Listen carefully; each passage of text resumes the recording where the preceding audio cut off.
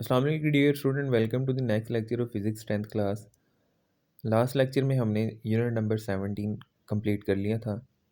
तो इस लेक्चर में हमने यूनिट नंबर 18 के बारे में पढ़ना है, जो कि एटॉमिक एंड न्यूक्लियर फिजिक्स के बारे में है। जैसा कि नाम से ज़ाहिर है, इस यूनिट में हमने एटम के बारे में पढ़ना है और न्यूक्लियस के बारे में पढ़ना है और न्यूक्लियस से रिलेटेड रेडियो एक्टिविटी के बारे में पढ़ना है और हाफ लाइफ वगैरह के बारे में पढ़ना है। और इसके साथ साथ nuclear fission and fusion reaction भी हो सकते हैं। आइए इसका छोटा सा इंट्रोडक्टरी पैराग्राफ पढ़ते हैं। छोटा सा उसमें क्या लिखा है, बल्कि मैं आपको बता देता हूँ इसमें क्या लिखा हुआ है। इसमें लिखा है जी, साइंटिस्ट जो थे वो बेसिकली इंटरेस्टेड थे कि मैटर जो है, जैसे कि हमने मैटर की टाइप्स पढ़ी हैं, 3 इसकी टाइप होती हैं, सॉलिड, लिक्विड, गैस, और चौथी इसकी टाइप होती प्लाज्मा। तो साइंटिस्ट का इंटरेस्ट था कि मैटर की जो छोटी से छोटी जो चीज़ है, यानी कि छोटा से छोटा पार्टिकल मैटर का, वो क्या हो सकता है। तो इसके बारे में इनकी काफ़ी सारी रिसर्च थी। एक ग्रीक फिलोसोफर डेमोक्राटस था, उसने 585 बीसी में कुछ पास्टुलेट लिखे थे, जिसमें उसने कहा था कि मैटर का जो स्मॉलेस्ट पार्टिकल है उसको एटम कहता था। तो एटम में एक ग्रीक लैंग्वेज का वर्ड था जो कि एटमोस था, उसमें से निकला था, जिसका मतलब था इनडिविजिबल, जो कि फर्दर डिवाइड नहीं हो सकता। तो रदरफोर्ड ने 1911 में डिस्कवर किया क्या, that the atom has central part called nucleus. उसने न्यूक्लियस को डिस्कवर कर लिया था 1911 में। तो इस यूनिट में हम कुछ एस्पेक्ट्स पढ़ेंगे एटॉमिक एंड न्यूक्लियर फिजिक्स के, जैसा कि मैंने ऑलरेडी बता दिया है कि रेडियो एक्टिविटी है, half life and nuclear reactions होंगे, फिशन एंड फ्यूजन वगैरह। आइए नीचे इसका एक पहला टॉपिक पढ़ते हैं। तो 18.1 टॉपिक है atom and atomic nucleus. Rutherford से शुरू करते हैं। रदरफोर्ड की डिस्कवरी से, Rutherford discovered that the positive charge in an atom was concentrated in a small region. Rutherford ने अपने एक्सपेरिमेंट में देखा कि जो पॉजिटिवली चार्ज चीज़ है कोई, इस एटम के अंदर, वो जो कि सेंटर पे कंसंट्रेटेड है, ठीक है। तो क्योंकि वो पॉजिटिवली चार्ज बीम पे उसके ऊपर गिरा रहा था, ठीक है, तो न्यूक्लियस से वो टकरा के बाउंस बैक हो रही थी। तो उससे ज़ाहिर था कि बाकी सारे रीजन से बाकी सारा जो एटम का हिस्सा था वो खाली था, एम्प्टी स्पेस थी। तो सेंट्रल रीजन से वो बाउंस बैक हो रही, तो कह रहा था कि कोई चीज़ है जो सेंटर में, जो कि पॉजिटिवली चार्ज है, जो कि मेरे पॉजिटिवली चार्ज को डिफ्लेक्ट कर रही है, ठीक है। तो इसका मतलब ये हुआ कि सेंटर में कोई ना कोई पॉजिटिव चार्ज है। तो सेंट्रल पार्ट में, सेंट्रल रीजन में एक स्मॉल रीजन था, वहाँ पे पॉजिटिव चार्ज कंसनट्रेटेड थे न्यूक्लियस। फर्दर हमने न्यूक्लियस के अंदर प्रोटॉन न्यूट्रॉन को डिस्कवर कर लिया, तो इलेक्ट्रॉन को भी डिस्कवर कर लिया। तो इसके बाद हमें पता चला कि न्यूक्लियस के अंदर दो तरह के पार्टिकल्स हैं, प्रोटॉन और न्यूट्रॉन। इनको कलेक्टिवली न्यूक्लियॉन्स कहा जाता है। क्या कहा जाता है जी? इनको कलेक्टिवली हम कहते हैं न्यूक्लियॉन्स। तो ये न्यूक्लियॉन्स आ गए हमारे पास। Atom also contain electron revolve in nearly circular orbit, but circular orbit about the positively charge nucleus. तो न्यूक्लियस के अंदर प्रोटॉन का तो कोई चार्ज होता नहीं है, उसका न्यूट्रॉन का तो कोई चार्ज होता नहीं है, लेकिन प्रोटॉन का तो चार्ज होता है ना। तो प्रोटॉन होते हैं हमारे पास क्या, पॉजिटिवली चार्ज होते हैं। तो इलेक्ट्रॉन जो थे, जब उनकी डिस्कवरी हुई तो हमने फाइंड किया कि ये नियरली सर्कुलर पाथ में होते हैं, लेकिन एग्जैक्टली सर्कुलर पाथ कहना थोड़ा सा इनअप्रोप्रिएट होगा।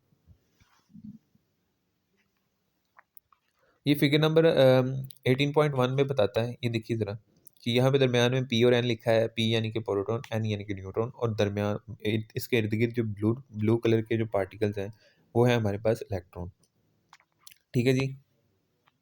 तो सेंट्रल पार्टिकल न्यूक्लियस और न्यूक्लियस के गिर्द घूमने वाले पार्टिकल्स इलेक्ट्रॉन। तो यहाँ पे एक सिंपलेस्ट एग्जाम्पल लेता है किसकी, हाइड्रोजन की एग्जाम्पल लेता है जी। ये हाइड्रोजन की एग्जाम्पल ले रहा है, यहाँ पे देखें, जिसके अंदर सिर्फ एक सिंगल प्रोटॉन होता है, ठीक है। तो वो describe an element with respect to its nucleus and following quantity. ये जो नीचे वाली क्वांटिटीज़ हैं, ये न्यूक्लियस से रिलेटेड हैं। इनको इनके बारे में अगर हमें पता चले तो हम किसी भी एलिमेंट को डिस्क्राइब कर सकते हैं। तो पहले नंबर पे है एटॉमिक नंबर। एटॉमिक नंबर जो है उसको जी से डिनोट करते हैं, ये प्रोटॉन नंबर को डिनोट करता है। दूसरे नंबर पे हमारे पास न्यूट्रॉन नंबर। न्यूट्रॉन नंबर हमारे पास न्यूट्रॉन की तादाद को डिनोट करता है। तीसरे नंबर पे हमारे पास एटॉमिक मैस। एटॉमिक मैस को हम ए से डिनोट करते हैं, और ये हमारे पास इस एटॉमिक नंबर और न्यूट्रॉन नंबर के सम के बराबर होता है, ठीक है जी। ये न्यूक्लियस जो है उसके अंदर P और N है, उनको डिनोट करता है एटॉमिक मास और उसको A से डिनोट करते हैं। ठीक है जी।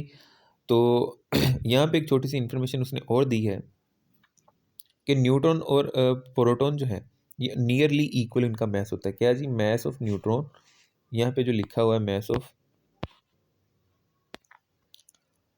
ऑफ न्यूटन किसके बराबर है? Nearly equal to the mass of proton के। ठीक है। दूसरा इसने क्या कहा है कि जो प्रोटॉन का मास है, मास ऑफ प्रोटॉन जो है ये 1836 गुना हैवियर देन किससे? इलेक्ट्रॉन के मास से। ठीक है जी। मास ऑफ प्रोटॉन 1836 गुना हैवियर देन इलेक्ट्रॉन। इसका मतलब ये हुआ कि 1836 इलेक्ट्रॉन हो तो एक प्रोटॉन बनेगा। So the mass of an atom is nearly equal to the sum of the mass of proton and neutron।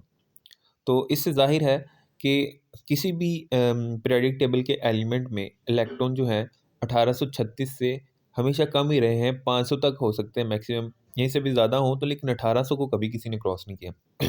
तो यानी कि किसी भी एलिमेंट के अगर टोटल सारे के सारे इलेक्ट्रॉन्स को, किसी एक एलिमेंट के अगर सारे के सारे इलेक्ट्रॉन्स को भी सम कर दिया जाए तो उनका एक प्रोटॉन से भी मास कम है, तो हम उसको निगलेक्ट भी कर सकते हैं। अगर हमने एक रैंडम अंदाज़ा लगाना हो कि कितना उसका मास है किसी भी एटम का, तो हम उसके number of proton, number of neutron को ऐड करके बता सकते हैं, क्योंकि नंबर ऑफ़ इलेक्ट्रॉन जो हैं वो एक प्रोटॉन के बराबर भी उनका मास नहीं आएगा। ठीक है जी। तो एक इसका छोटा-सा फ़ार्मूला है, सिंबल है कि अगर हमने किसी भी एटम को किसी भी एटम के न्यूक्लियस को अगर जनरली रिप्रेज़ेंट करना है तो इस फ़ार्मूले से हम रिप्रेज़ेंट कर सकते हैं। ऊपर वाला ए है जी, ठीक है। ये आपको पता है वो किस लिए होता है ये हमारे पास एटॉमिक मास को डिनोट करता है। एटॉमिक मास यानी कि नंबर ऑफ प्रोटॉन और न्यूट्रॉन को सम। नीचे वाला जी है हमारे पास, और ये हमारे पास किस लिए होता है? ये सिर्फ और सिर्फ हमारे पास नंबर ऑफ प्रोटॉन को शो करता है। सिमिलरली यहाँ पे एक छोटी सी एग्जांपल भी दी है उसने। यहाँ पे देखिए, ये हमारे पास ए है और ये हमारे पास जी है। ए यानी कि 1 है और जी यानी कि वो भी 1 है। अगर जी हमारे पास 1 है तो ऊपर वाला हमारे पास जाहिर सी बात है वो जी प्लस क्या है? जी प्लस एन है। तो जी अगर नीचे 1 है,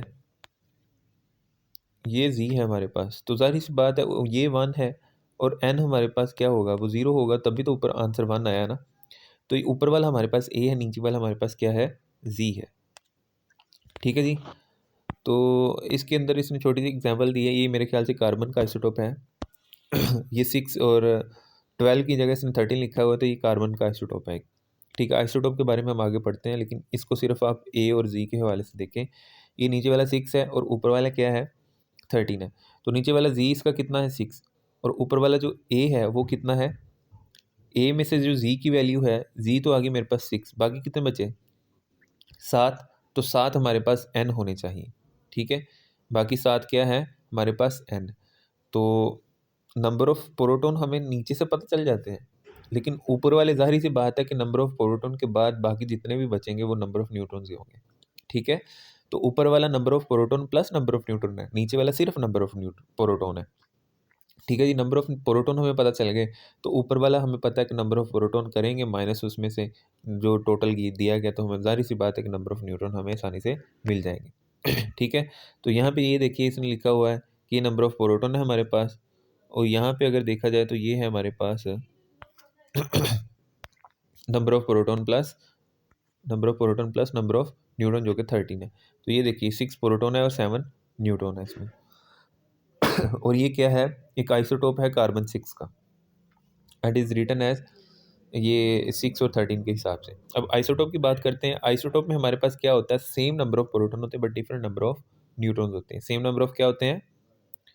same number of protons but different number of क्या है हमारे पास? न्यूट्रॉन्स के। ठीक है जी। यानी कि हमारे पास 3 या 4 आइसोटोप्स हो सकते हैं किसी भी एलिमेंट के। यहाँ पे हाइड्रोजन की किसी ने एग्जांपल ली है। इस 3 या 4 आइसोटोप्स में हमारे पास क्या-क्या डिफरेंस होंगे?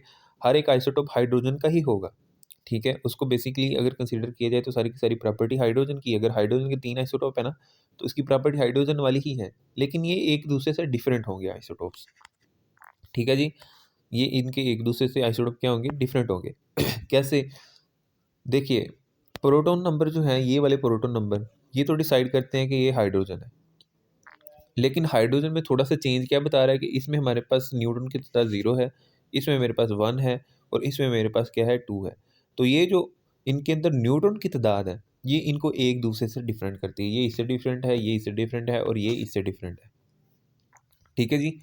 तो ये तीनों जो है एक दूसरे से डिफरेंट है, क्यों? क्योंकि इनके अंदर न्यूट्रॉन की तादाद डिफरेंट है। देखिए यहाँ पे इलेक्ट्रॉन भी एक है, इसके अंदर भी एक इलेक्ट्रॉन है और तीनों के अंदर जो है हमारे पास ये जो इलेक्ट्रॉन है ये एक ही है। प्रोटॉन भी इनके अंदर एक ही है। डिफरेंट क्या आ रहा है? न्यूट्रॉन में। तो आइसोटोप्स वो होते हैं, सेम एलिमेंट होता है, बट उनमें फ़र्क क्या है कि उनके अंदर न्यूट्रॉन की तादाद डिफरेंट होती है। अगर न्यूट्रॉन की तादाद डिफरेंट है तो एटॉमिक मास भी डिफरेंट है। इसकी एक और डेफिनेशन ये हो सकती है, the atoms of an element which have same atomic number but different atomic mass. Atomic mass तो ज़ाहिर सी बात है प्रोटॉन और न्यूट्रॉन को मिला के मिलता है। ठीक है जी। तो एटॉमिक नंबर इनके सेम हो सकते हैं, लेकिन एटॉमिक मास इनके डिफरेंट हो सकते हैं। तो यहाँ पे प्रोटियम है जिसमें एक प्रोटॉन है और एक ही न्यूक्लियस के अंदर एक ही प्रोटॉन है और उसके बाहर जो है एक ही इलेक्ट्रॉन है। ठीक है जी। तो न्यूट्रॉन इसमें नहीं है। ठीक है। दूसरा इसके अंदर जो है ड्यूटेरियम, ड्यूटेरियम के अंदर एक प्रोटॉन है और एक न्यूट्रॉन है और एक ही इलेक्ट्रॉन है। ट्रिटियम इसमें एक प्रोटॉन है, 2 न्यूट्रॉन है और 1 इलेक्ट्रॉन है। ठीक है जी। तो ये इसके हाइड्रोजन के आइसोटोप थे। आइसोटोप की 2 मैंने डेफिनेशन आपको बता दी, एक तो ये बुक वाली और दूसरी मैंने खुद आपको बता दी। उम्मीद है आपको ये लेक्चर समझ आया होगा। मिलते हैं जी नेक्स्ट लेक्चर के साथ, जो कि नेचुरल रेडियो एक्टिविटी है। तो अब तक के लिए बस इतना ही। अपना ख्याल रखें। अल्लाह हाफ़िज़।